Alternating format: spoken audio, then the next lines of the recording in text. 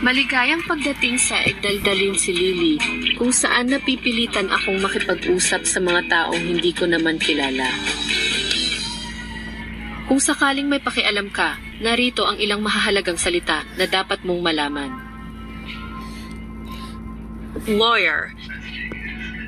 2. Student. Doctor.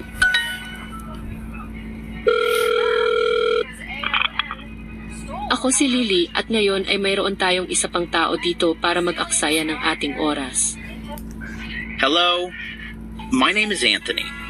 I'm a student.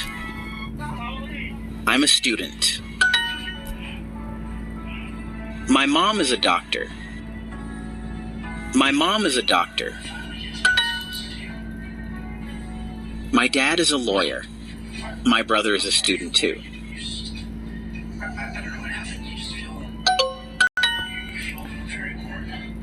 Student ka, ang nanay mo ay doktor at ang tatay mo ay abogado.